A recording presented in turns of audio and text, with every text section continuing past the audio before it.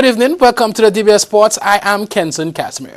We begin tonight with news in football. The final of the Masha Football Council's 13 and under football tournament is set for this coming Saturday, December 30th, 2017 at the Masha playing field. At 10 a.m., Pave will play against their noisy neighbors, Flames, in the third place playoff.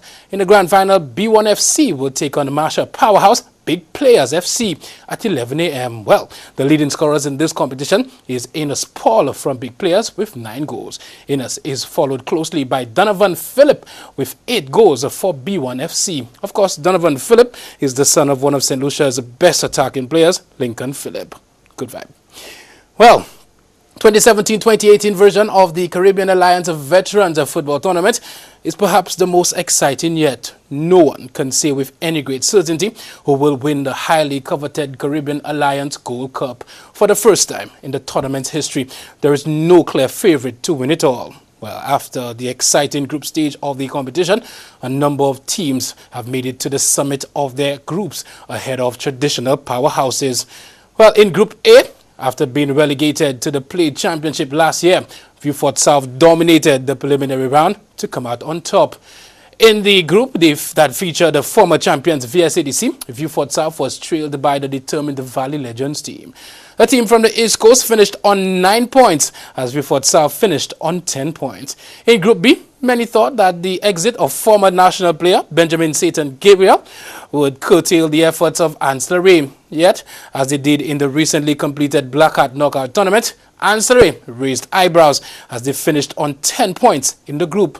In a group that featured former champions Caricum Masters, former finalist Central Vieux Fort waited until the last day to secure qualification. With a nagging injury to the talisman Titus Titi Elva, Central looked a shell of themselves throughout the group stage. Group C saw a Dennery All Blacks team finally living up to their potential. After creating but not scoring in the previous season, the community that boasts of winning 3 Black Hat titles showed that they are truly a team to look out for come January. It took goal difference to separate them from Soufrière, who finished on top of the group. Well, Soufrière will definitely be one of the teams in the top 5 when the St. Lucia Sports Online Power Rankings comes out on January 8th, 2018. Look out for that. Now, Group D saw a number of teams begin their campaign with some apprehension as newly promoted Laboui Connections came to the fore.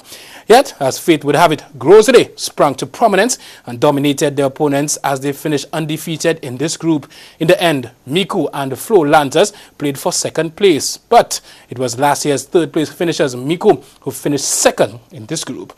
Now, on January 13, 2018, the competition will recommence in the sports-loving community of the Mabia Valley. When the action kicks off, some of these teams will exit the competition. One thing is guaranteed, a new champion will be crowned in February. The question is, who will this be? Well, in cricket, West Indies T20 skipper Carlos Brathwaite has called on the team to play like world champions in the upcoming T20 series, buckling the trend of a dismal tour of New Zealand so far. The regional team was easily swept aside for 3 test matches and 3 ODIs, often failing to provide the modest competition for the host team, which has been decidedly superior. Well, the Windies have, however, often been a different prospect in the T20 format, and will be hoping that inclination proves true heading into the 3-match series, which begins on Thursday in Nelson. Regardless of whether we win or lose, we need to play like champions, Brathwaite, the captain, told reporters ahead of the series. People in the Caribbean look to the T20 format for the success and feel good, and we need to do that. If there's added pressure, then so be it. We have a legacy to carry on. The team will, however, face the Black Caps without key players in the lineup. Sunil Narayan and Kieran Pollard have skipped the tour, citing personal reasons. Marlon Samuels has been sidelined with an injury on his right hand, and Azari Joseph is out with a back strain. Sad. Well, we take a break, but when we get back, Dwayne Bravo among players set to play in Swiss ice cricket competition.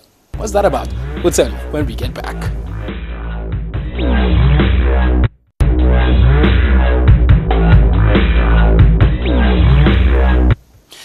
Welcome back.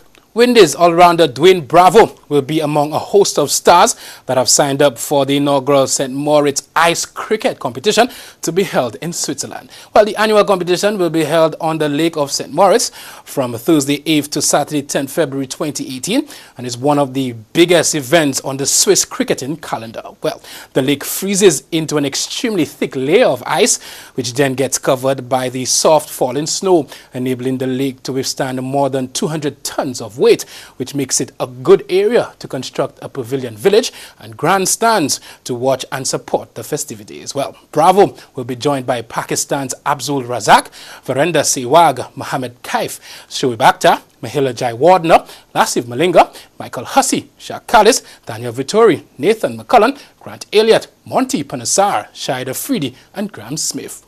Wow. Okay.